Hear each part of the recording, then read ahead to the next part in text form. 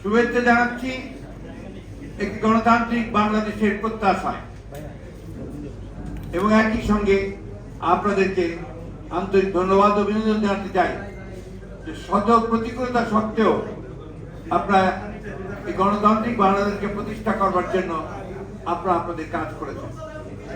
আমরা দুঃখ প্রকাশ করছি যে এই বিজয়ের পরে কিছু সংখ্যক দুষ্কৃতিকারীরা তারা কয়েকটি টিভি সেন্টারে অগ্নিসংযোগ করেছে, ভাঙচুর করেছে, যা সামগ্রিকভাবে মুক্ত স্বাধীন সংবাদ গণমাধ্যমের যে স্বাধীনতা তার বিরুদ্ধে। আমরা সবসময় ফ্রিডম অফ প্রেসে বিশ্বাস করি। আমরা বিশ্বাস করি যে প্রতিটি ব্যক্তি, মানুষ, সংগঠন, বিশেষ করে সাংবাদিকেরা তারা তাদের মত একদম স্বাধীনভাবে প্রকাশ করবে। সেই বিশ্বাসেই আমরা মনে করি যে যারা এই সমস্ত কর্মকাণ্ডে লিপ্ত থেকেছেন তারা এসব থেকে বিরত থাকবেন এবং সংবাদপত্রের যে মুক্ত ধারা তাকে অব্যাহত রাখবেন। সাংবাদিক ভাইরা, আমরা আজকে গভীরভাবে শ্রদ্ধা জানাতে চাই সেই সমস্ত শহীদদের, যারা ছাত্র এবং জনতা, যারা এই দীর্ঘ 15-16 বছরের যে গণতান্ত্রিক সংগ্রাম, সেই সংগ্রামে যারা প্রাণ দিয়েছেন, তাদের প্রতি আমরা গভীর শ্রদ্ধা নিবেদন করছি। আমরা অভিবাদন জানাতে চাই, সেলিউট জানাতে চাই আমাদের ছাত্রদের, আমাদের সন্তানদের, যারা তাদের মেধা, বুদ্ধিমত্তা, সাহস নিয়ে এই ফ্যাসিবাদী সরকারের বিরুদ্ধে দাঁড়িয়ে বুকের রক্ত দিয়ে তারা আজকে বিজয় অর্জন করেছেন, ছাত্র জনতার বিজয় অর্জিত হয়েছে। আমরা তাদেরকে আবারও অভিবাদন জানাচ্ছি। আমরা সকল রাজনৈতিক দল, সকল ব্যক্তি যারা এই সংগ্রামের সঙ্গে জড়িত ছিলেন, আছেন, পেশাজীবী, তাদের সকলকে আন্তরিকভাবে ধন্যবাদ এবং কৃতজ্ঞতা জানাচ্ছি এই আন্দোলনের শরীক হয়ে আজকে বিজয় অর্জন করবার জন্য। এই বিজয় অর্জন করা হয়েছে, আরো বড় দায়িত্ব রয়েছে এখন প্রতিটি মানুষের, প্রতিটি বাংলাদেশের, প্রতিটি স্বাধীনতা প্রিয় মানুষের, প্রতিটি নাগরিকের এই স্বাধীনতাকে সুসংগত করা। সেই স্বাধীনতাকে সুসংগত করা তখনই সম্ভব হবে যখন আমরা গণতান্ত্রিক প্রতিষ্ঠানগুলোকে প্রতিষ্ঠিত করতে পারবো, তাদের প্রাতিষ্ঠানিক রূপ দিতে পারবো। আর সেই জন্যই আজকে সবচেয়ে বেশি যেটা প্রয়োজন সেটা হচ্ছে ধৈর্য, সংযম এবং পরমত সহিষ্ণুতার জন্য নিজেকে তৈরি করা। আপনাদের কাছে অনুরোধ করব যে আজকে আপনাদের মাধ্যমে আমি এই বার্তা আমরা সারা দেশবাসীর কাছে পৌঁছে দিতে চাই যে এখন অ্যারোগেন্স, ভেঞ্জিয়েন্স এগুলোর কোনো স্থান নেই। আপনার স্থান নেই কোনো প্রতিহিংসা বা প্রতিশোধ গ্রহণের।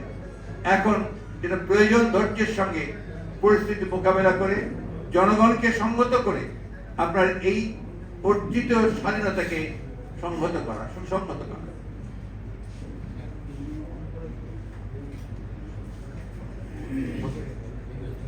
আমি আপনাদের মাধ্যমে সকলকে অনুরোধ করতে চাই আবারও এই অনুরোধটি আমাদের অত্যন্ত আন্তরিক এবং জরুরি যে আপনারা এটা সর্বক্ষেত্রে পৌঁছে দেবেন যে এখনো যারা এখন এই বিভিন্ন প্রতিষ্ঠানে প্রতিশোধমূলকভাবে অগ্নিসংযোগ করছেন, লুটপাট করছেন, বাড়ি ঘরে হামলা করছেন, এটা দয়া করে অবিলম্বে এই মুহূর্ত থেকে বন্ধ করুন। যারা এটা করছেন তারা কেউ এই আন্দোলনের লোক নন, তারা সবাই কিন্তু আপনার যারা আন্দোলনের বিরোধিতা করেছে তারা এবং তাদের লোকেরাই করেছে। এই বিষয়গুলো আমাদেরকে একটু মনে রাখতে হবে। সেভাবেই আমি আপনাদের মাধ্যমে সারা দেশবাসীর কাছে অনুরোধ জানাচ্ছি। সেই সঙ্গে আমাদের দলের সকল নেতা কর্মীদেরকে আমি অনুরোধ করবো যে তারা এ ব্যাপারে অত্যন্ত দৃঢ়তার সঙ্গে এদের বিরুদ্ধে প্রতিরোধ গড়ে তুলে সমস্তকে একটা ঠান্ডা অবস্থায় তৈরি নিয়ে আসে করার যেন ব্যবস্থা করে। দ্বিতীয় জিনিসটা যে পরবর্তী যেটা অত্যন্ত জরুরি, আপনারা জানেন যে গতকাল আমাদেরকে রাষ্ট্রপতি ডেকেছিলেন বিভিন্ন রাজনৈতিক দলকে এবং সেনাপ্রধান এবং 3 বাহিনীর প্রধানরা সেখানে উপস্থিত ছিলেন। তারা ডেকেছিলেন, তাদের মাধ্যমে যে কথাবার্তা হয়েছে সে বিষয়গুলো আপনার কালকে সবাই শুনেছেন।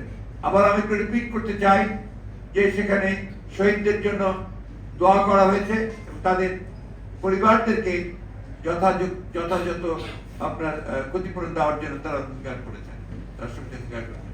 রাষ্ট্রপতি অঙ্গীকার করেছেন যে যেহেতু শেখ হাসিনা পদত্যাগ করে পালিয়ে গেছে, সেই কারণে এখন শেখ হাসিনার ক্যাবিনেট পুরোপুরি ভাবে আপনার বিলুপ্ত হয়ে গেছে এবং এই সংসদে যেটা একটা দামি সংসদ যারা বিনা ভোটে নির্বাচিত তারও কোনো এখন এই মুহূর্তে কোনো কার্যকারিতা নেই।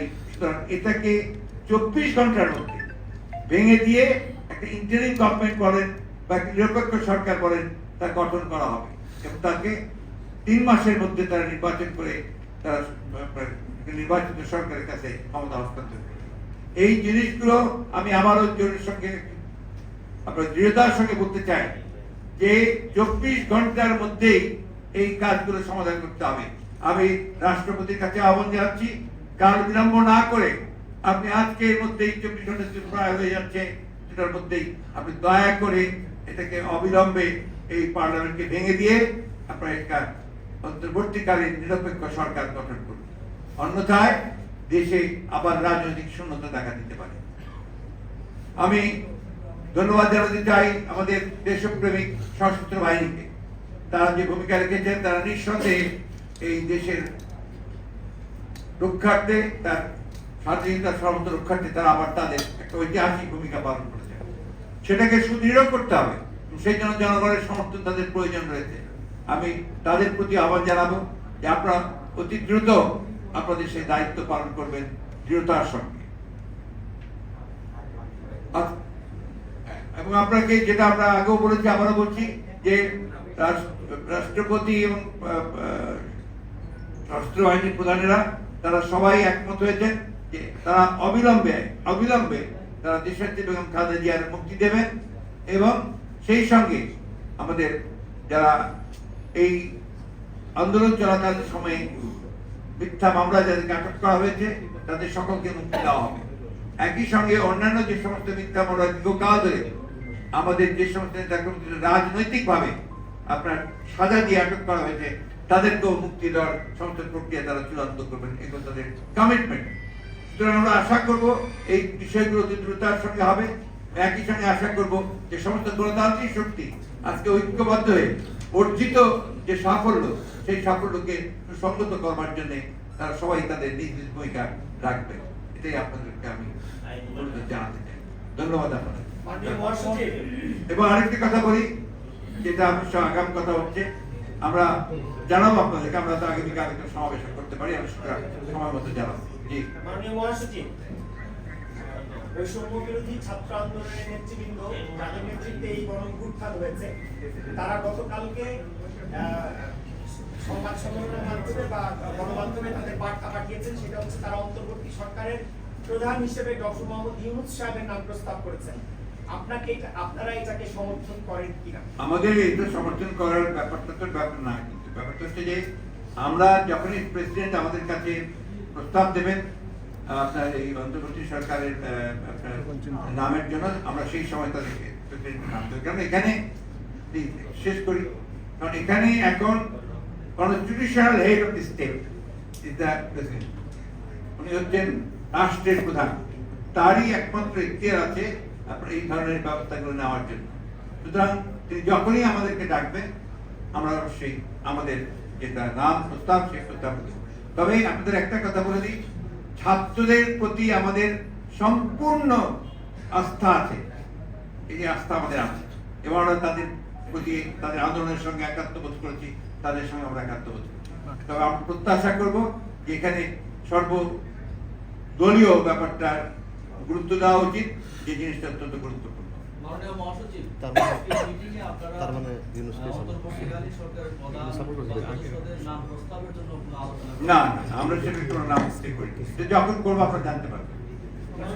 একটা বিষয় আপনি প্রথমেই যে বললেন যে ফেসিবাদ মুক্ত গণতান্ত্রিক বাংলাদেশে আমাদেরকে স্বাগত জানিয়েছে, একটা রিজিমের পতন হয়েছে, কিন্তু আপনি কি মনে করেন যে গণতন্ত্র ফিরেছে? এটা কি মুহূর্তে ফিরবে?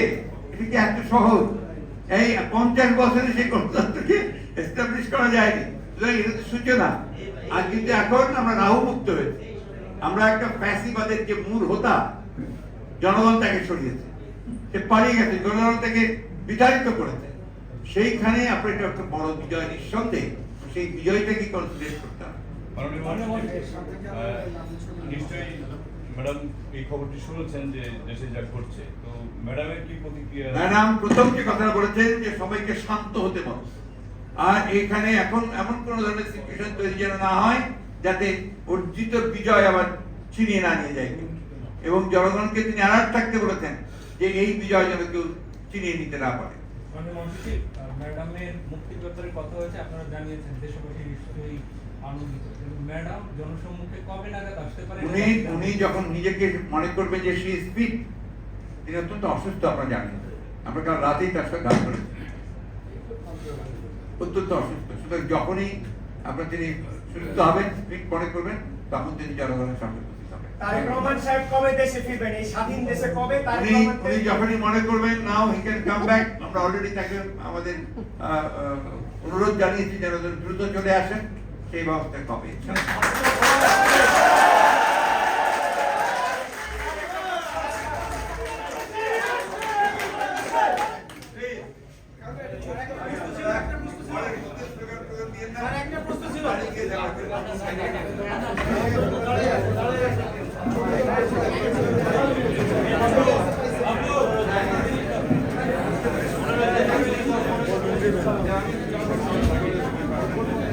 No,